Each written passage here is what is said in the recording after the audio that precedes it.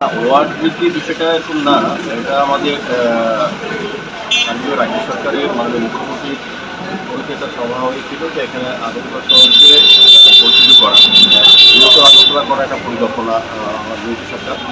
আর কিন্তু গতকালকে আমাদের আগরতলা পৌর নিগমও আমরা বিভিন্ন কর্পোরেটের সঙ্গে এবং বিভিন্ন আধিকারিক আর নগরায়ণ দপ্তরের আধিকারিক সহ আমরা আলোচনা করছি। একটা বেসমেন্ট তৈরি হয়েছে বৃহত্তর আগরতলা, সেটাকে আলোচনা করা, জনসমক্ষে তুলে ধরা, পাশাপাশি রাজ্য সরকার পরবর্তী সময় সিদ্ধান্ত নিয়েছে এবং পরবর্তী সময় কেন্দ্র সরকারের অনুমোদন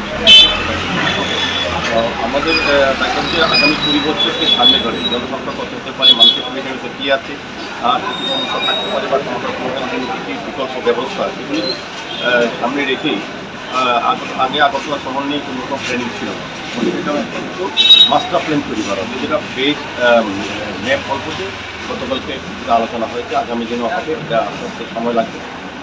আগরতলা শহরে যে 11টা ওয়ার্ড আছে আগরতলা পৌর নিগমে, তার সঙ্গে আরও 49টা জিপি মানে গাঁও পঞ্চায়েতকে সংযুক্ত করে বৃহত্তর আগরতলা করার একটা প্রস্তাব নিয়ে আলোচনা চলছে, এটা ফাইনাল হয়নি।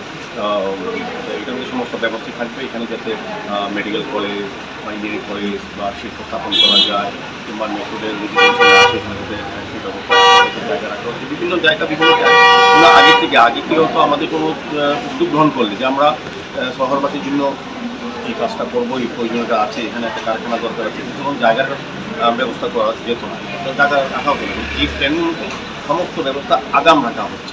20 বছরের মধ্যে মানুষের কী কী চাহিদা, শহরবাসীর কী কী প্রয়োজন থাকতে পারে, সেগুলির জন্য প্রয়োজনীয় আলাদা আলাদা জায়গা সংস্থান রেখে ব্যবস্থা রেখে মাস্টার প্ল্যান তৈরি করা। কোন দিক করার সুযোগ নেই বাংলাদেশ শহর, বাড়লে বাড়বে আপনার উত্তর দিকে, পূর্ব দিকে এবং দক্ষিণ দিকে, মানে এদিকে উষাবাজারে বাজারে জায়গাটা আসতে পারে আমরা সম্ভাবনা ইউনিভার্সিটি, আর আপনার এদিকে মজুসপুরে আগ পর্যন্ত জায়গাটা আছে, আর এদিকে সূর্যমন্দির বাজারঘাটে একটা অংশ আছে। সঠিকভাবে এটাই পশ্চিমদিকে তো বাংলাদেশ বর্ডার, কিন্তু তার বাড়ানো যাবে না।